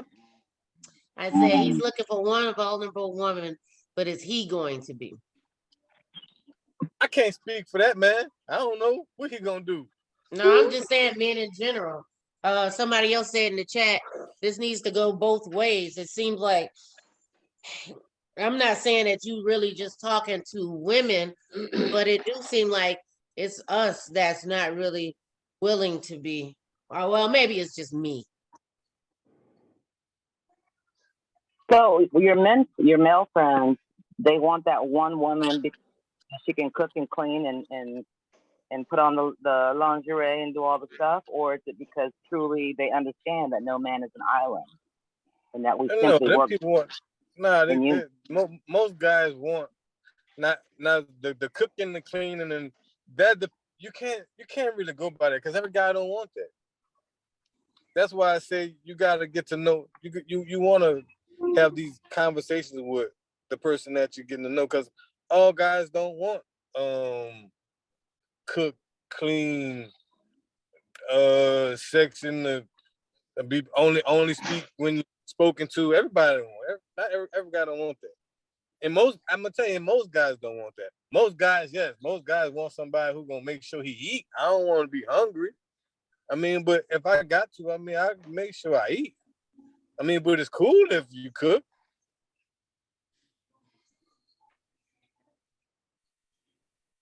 Okay. Nika said, as long as they're transparent about what they want with others, the deceit is where the hurt lives. Transparency is everything. If they want a polyamorous lifestyle, they have to be upfront with that. Clear expectations are everything. Yeah. So I'm gonna be upfront with, I don't really be cooking and stuff. So I mean, and you should be, because every guy not gonna say she gotta cook. I know guys right now that they're probably the person that cooks. So for any of the ladies on the call, have you guys found that in all your years of dating or whatever, that men seem to kind of want to have that one person to snuggle up to every night? They want to go kick with their boys because they want to come home to you? Or has it been kind of like, oh, you know, tell me what to do. I'm gonna kick it. I'm gonna do this. I'm gonna do that. Because now we've heard from the man. Now just from one of the ladies. What have you guys experienced? So you said, do we want to be with one person, like coming home at night, or? No, have you? So ladies, on this Zoom right here, have you guys realized in all the years of dating, the different mates that we've had, did it seem like for the majority of it, that men do want to kind of settle down with one woman? or did it seem like in all of our years of dating that men just kind of wanted to play around and be free? So I think my experience is a little bit different. I got married at 19 years old because I was taught that you should be married and just have a husband. And so I didn't know any better. And I got married at 19, not understanding the whole thing about marriage. And so I got married, you know, very gullible, thinking, oh, he's here with me. But come to find out he was living kind of two lives because he was military. So, which was what I said I would never do. I would never marry somebody in the military because my dad was, but I ended up doing it anyway. And then stayed married 18 years because it was the expectation. You stay married no matter how bad it is. And he was a serial cheater from day one to day 18 years later. Serial cheater. So I never really dated, if that makes sense. And now that I'm single, like I've had dates, or I've just had, to be honest, cut buddies. Like, you do what you do, I do what I do. When we together, and then we go our separate ways. Because after 18 years of someone who was a serial cheater, I was like, oh, I got something for all of y'all, you know? So I was that retaliatory type chick. I'm like, okay, I can play the game better than y'all. And I promise you'll never know. And they don't, because women, I think, know how to hide stuff better than men. And so I just became that chick. And so 18 years of marriage, serial cheater for the whole 18 years of marriage, up until children outside of the marriage. And, you know, but it is what it is. It was a life lesson. I've learned from it. I've grown from it. It taught me a whole lot about me and about what I accept and what I shouldn't accept. So yes, it was a bad experience in some instances, but it also was a teaching lesson that I had to go through. So, you know, and dating to me is different these days. It's just not, I mean, you hang out with somebody, you kick it with somebody, and it's just like, you know, if you're interested, you'll, you know, probably explore. But if you're not interested, you're just like, we just kicking it. That's it. No expectations. And my motto has always been no expectations, no disappointment. But even that's not good, you know? So that's been my experience. Husband basically created this part of you that was all about revenge. Oh yeah, because I'm a Scorpio and I'm gonna get you back. After you went through all of that, and by the way, people here, birthday's on Friday. Happy birthday! Oh, happy early birthday! So happy birthday! And you, thank you. When you did all of that, did you go back to being you? Like, you know what, this is not even me. It's not even what I want. I was just hurt and I was lashing out. Or are you still kind of in that mindset? It depends on what day it is. Honestly, it just depends on what day it is as to what they get. Like, just depends on the day. Yeah. I can be honest with that. I love it. Yeah. What about you, Miss iPhone over here? You're so pretty. I don't know your name or anything, but you're so pretty. Oh, Wanda. I don't deal with dudes anymore. I don't have time for new patience. I shuts everybody You said down. for new patients? No patience. Oh, no patience. I thought you were calling them patients. No, I was like, no patience. I don't even let them talk to me. I don't let them ask me no questions. I straight shut them down. I don't want to hear anything you got to tell me, because you can't do nothing for me and mine. We ain't talking. Okay. I can't do for myself. Without you, you can't do nothing for me. That just shows me you've had a lot of disappointment, and that. Yeah, I'm over it. Sometimes I wonder. I go home. That's it. I don't want to believe in love anymore. Why am I even considering marriage again one day? Like, marriage it could be an okay thing. I don't want to be like anti-love. I mean, I'm a Libra. I'm gonna tell you this: ain't nothing in Augusta, Georgia. So keep looking. It's some good men in Augusta. Ain't a soul in Augusta, Georgia, child. For somebody else. Right. I was gonna say, not for me. It must be for somebody else. Because clearly not for me. Because ain't nothing up in Augusta, Georgia. Well, I'm only here. Cheaters. Ain't nothing but a bunch of cheaters in Georgia. So yeah, I'm actually looking at what's my next move, because I said I'm gonna stay here until our son goes to college and do the right thing. I'll be 51 on Friday, and I'm like, maybe it's time to leave this kid. There you go. The same problem's gonna be in another city. That's what I think. Wherever you Oh, go, yeah, there they you over here in Charlotte too, because they ain't worth 2 cents here in Charlotte. They Oh. ain't worth 2 cents in New York back home. But don't come to Missouri, that's for sure. That's my cousin. She said, "Don't come to Missouri." Y'all, I can't afford to go back home and live in LA the way I live out here, though. But y'all killing me. It's got to be some love. It's got to be. Christina's here, right? It's somewhere. Okay, I've been trying to find my sister some husbands. Okay, I've been trying to set up a lot of people. I wrote up a whole thing. It's called Shorter Paths to Love. We have a whole thing written up, and you have to take. You have to answer questions. I need to know your credit score. I need to know, like, okay. Hey, you need to do that for me, Okay. Christina. I need to be a part of that. But let That me tell used to you, be I've me. been doing it. The women will respond. The men will Men say won't. oh yeah, I'm interested. And I said, okay, send me your email. I'm gonna send something to you. You do have to fill out, and I'm gonna try to properly match you. These men will not respond. They say they want it, but they don't. So I know that's frustrating for a lot of women. And it may sound crazy, but it's like, well, we trying to prepare people. Like, the questions are legit questions I feel like people need to ask. But a lot of women I know feel as though that there are no good men out there. And I felt like that too. Cause I was so-called engaged at 21 and didn't meet my husband until I was like 30. No, I was like 28 when I met my husband. So I felt like, I was like, dang, ain't no man out here. And then lo and behold, I mean, he came out the sky, thank you, Lord.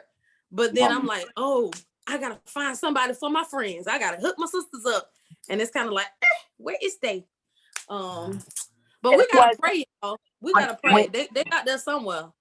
As the women, we have one response, and it's a pretty big universal response. That's why I wanted to single out Will, which is the only brother on the call right now, to be like, do your dudes, are they thinking the way that we're thinking? And according to him, 98% are. Well, so Will, sir, darling. My husband said he felt like there was no good women out there. And I was like, what you talking about, sir? That's how. Bye, Will. Thank you for joining us. He said he's got to go. We appreciate you joining us and your input. Thank you. See you. I think men and women need to have an opportunity to be able to come together and just connect and meet each other. Because I know there's great women. I meet great women every day. I know there's great men, but it's like, why don't they know each other? Exactly. And that's the thing. But one of my prayers is really put me in the right place at the right time with the right people. Right man. Right. Like he got to be somewhere. He just don't see me yet. You know that I work at an airport. I ain't run across nobody yet that look like they were something. Okay, ma'am. I work at that CLT airport in Charlotte. Oh no! Men come and go with different women all the time. Tracy when there are so many of us. Ain't nothing else. I think about that all the time. Like, where's the dude? And so I say, well, I was taught to don't leave your house looking any kind of way. You never know who you're gonna meet. So if I go to the grocery store, I'm like, I mean, I'm not looking, but I'm paying attention. Okay, well, maybe God has them here for me in the aisle. Let me, if I go to the gas station, let me pay attention. And I'm not looking at your car because I really don't care about that. All I care about is what's the vibe, what's the feeling. And I've been divorced, I think, 7 or 8 years now, I think. And all the cats that I've dated, Lord have mercy. Lord have mercy. You come to a woman's home, you don't even bring wine and flowers. I'm an LA girl to a degree. That's where I'm from. You don't show up empty-handed. And I've had to teach that to pretty much every dude that I've taken with. Oh, you got the house with a pool. You want, no, let me come kick it here. Did you ask me? I'm sorry, dude, right? I'm at home every day. So I'm just curious. Is it there? Is it just give up on love? I never will. I pray I never will. I hope I won't. But Wanda, you got me a little nervous. Because you at the airport, you see a lot of people. I see men all day long, 7 days a week. But she's not having conversations with these men. I do have conversations, and it ain't worth talking to. They irritate my soul. Oh, Lord. Oh, No, ma'am. Well, and when the Lord ready for me, but I'm just gonna go ahead on and just date and just see and try to practice some vulnerability. But Yeah, but I got a male mindset. You know, I always been around. Y'all know I be around the men all the time. I don't never really be around females, so my mindset is a man's mindset. and that's what's hindering all of It's us. bad. I mean, I know that's it's what's bad. hindering. It's very Yeah. bad. Mr. Man, what's the problem with the sisters or the women in general? What's the problem? What's the problem? Me females don't get along. Well, but I'm just again, gonna leave it at that. We don't. it's still Long. hindering us. Yeah. I already know. I know I'm just awful, but Yeah, see Miss Monique, you know what I'm saying. I do know. But it's just like I don't know. Now I'm feeling like I'm at this point now where because for 18 years, I have tried to protect my son and not let him see me with people and focus on my career. And now that he's going off to college, like the first 3 weeks was like the worst because I was like dealing with like, I've been around the same person for 18 years, just him, not really dating every now and then, maybe a hookup or two. But like seriously, nobody really. Yeah. But now I'm like, okay, because I need to stop worrying about him all day, maybe I just need to go ahead on and date. Like maybe this is my time to figure it out and just not necessarily, sort my royal oats or anything like that, become a hoe, but maybe, date. Mm-hmm. Yeah, And there's nothing wrong with dating because at the end of the day, you date to learn people. You date to figure out, like Will said, is this the person or is it not? Like, and so I think people have turned dating for women into a bad word because if you're a woman and you're dating multiple, you're a bad word. But if you're a man dating multiple, you the man. Like, but that's always been a double standard, always have been. But again, at the end of the day, we're the type of women, we don't care what people say or think. We're going to do what's right and comfortable for us. And we deal with whatever that comes with. And so, dating this one and that one and saying, oh yeah, I'm gonna hang out with him today and next week or tomorrow, I'm gonna hang out with this one. And, and then we just see where it goes. And if there's anything to it, then like Will said, when it gets to a point where this is one that you really are interested in, you're going to push the other one to the side anyway. It's just going to be like, that's what I'm shooting for right there. I'm going to try to get like about 5 by the end of the month. Well, I'm in. I'm down. Just play. I want at least 5. Oh. You said 5. I got 5. So yeah, but I'm bad. I'm like kind of like Wanda. Like they don't last long because my tolerance for just bullish is so just, it's like over in like I'm gonna give you a good 36 hours and I'm out. 15 minutes. 36 hours, 15 minutes after the conversation, bro. All right, I'm done. I tell that marriages didn't last a year or maybe only lasted 2 years. I say, you know what? Thank God it didn't take you 16 years like it did me. You know what I'm saying? I will never, ever say that I lost 16 years of my life again. Right. I have a son. We have a son. I'm a lot like. I say I wasted 18 years because I don't have nothing but, baggage. I ain't got no children, no nothing. I just got baggage and debt. So. Yeah, oh. But Christina, I just have a quick question for you. Now that you're married, you're in love, and I've seen you and your cat together. Has the sanctity of your marriage, okay, has it changed your attitude towards other women, like being a little bit more protective of him or protective of your gig? Like, do you mean like, am I a little like insecure about other women? Just in general, if you want to use the word insecure or just in general. That's what it sounded like to me. Because that is how I perceive it. I don't feel any different towards any women. I don't feel any difference. And one thing is, like, he assures me and reassures me consistently. And so it doesn't give me any reason to feel like I need to be different towards another woman. And then even like, if like, sometimes we'll be out somewhere, and let's say we're in the store or something, and I go to another department, and he's walking up, and there's a dude that talks to me, or a dude may be like, man, you beautiful, whatever, something like that, in his presence. He's not one that's like, hey, back up, that's my wife. He's just kind of like, he's like, he said, good job, girl. Like, I That's like what's it. up. That's what's it's up. like, Yeah. we're not worried. It's pleasing each other is more important than other people. And so it's important that I make him look good, and it's important to him that he makes me look good too. And then we work together. But yeah, no, I don't be worrying about nobody. Now there was one lady that was trying to cook for him something at the job. You ain't gotta make him nothing, honey. He all right. He bring you ain't gotta cook him nothing. Do you need me to bring you something? But Right. Okay. Okay. He was just being, a little extra old lady. I'm like, I don't care how old you are, you can't bring him nothing. and when I say you don't need to, don't make me sick. Right. Unless you want to cook something for everybody. That's right. You can cook something for us, for the house. Yes. Mm-hmm. Mm-hmm. I was asking you that. For me, Go ahead. I'm pro woman. My alma mater is Stevens College, all women's college, right? My mother has even told me, you just can't trust women because, they be asking all this, that, and the other. And that broke my heart when she said that to me.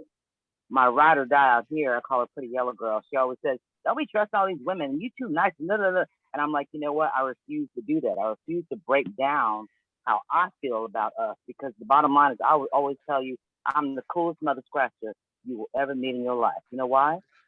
Because I don't want shit you got. Period. I'm always going to be your cheerleader, because whatever it is that you're going for, it's not for me, clearly. But as your girl, as your right hand, I'm going to be like, let's do it, let's do it, let's do it. And I realized that when I got married, because he was just such a narcissist, okay, and I'd always had issues with my weight and stuff like that. And I remember one day we were walking down, we were in Germany, went to go and play pool, walking down the street, saw this like probably size 0 sister, right? Like she wasn't even attractive, but I was just in one of my moods, okay? And I was like, so I bet you probably want me to get like small like that. And he actually looked at me and said, can you? Wow. Men like softness. Something wrong with him. Right. Oh, divorce. But the thing is that it changed my opinion not only of myself, but also of how I look at other women. And I hated that because I'm not one of them haters. I'm like, oh my God, you're beautiful. You see, and I walked up to you and been like, right? Because that's how I am. I ain't trying to get in bed with you. I ain't trying to get nothing you got, but that's how I am. And I lost that for many years for being with him, because he was sitting there beating me down. And you know what I'm saying? And I didn't even realize it to that degree. So I love that for you. Don't ever change it. And that's the next man that I'm with on a serious level. No, baby. No, because I know. Right. So I did that. Y'all, can y'all believe we've been talking for 2 hours?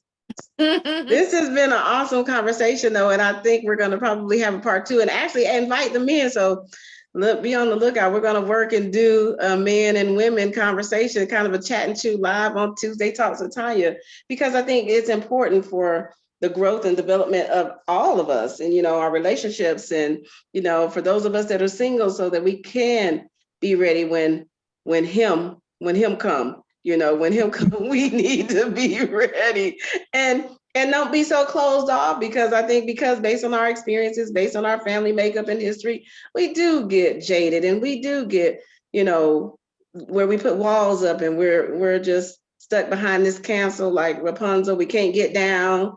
When we try to get somebody up, we like, yeah, never mind. So I think this has been a great conversation. It's been a healthy conversation. It's been enlightening to me.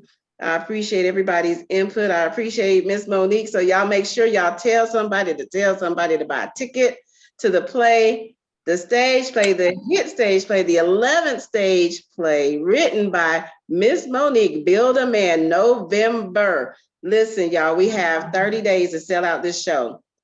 And I think, and I know we can do it. We've done it before. We could do it now. Tickets start at $30. Go online to the Imperial website or go to the Imperial downtown on Broad Street and purchase your tickets, because we want to sell this play out. And we want to make sure that people understand that sometimes you got to build it in before you try to build it in somebody else. Exactly. Thank you so much. I appreciate it. Absolutely. Absolutely. I appreciate you. Y'all have a great night. Love somebody. Tell somebody you love them. Yes. Thank you, Kim. So Kim Baxter was on. She was quiet. She said, wonderful convo, enjoyable. My cousin Taron from Missouri. Patanya's on. Felicia just joined. Sorry, Felicia, we about to go.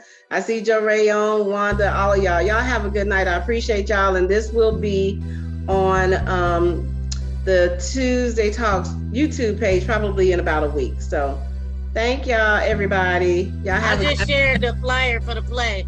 Okay. Share it, please. Yeah, and yep, thanks, Patanya. She said, great conversation. See you for part 2. Yes, we're gonna have a part 2, definitely. And stay beautiful. Thank y'all. All right, you too. Bye-bye. Have a good day. Good night, y'all.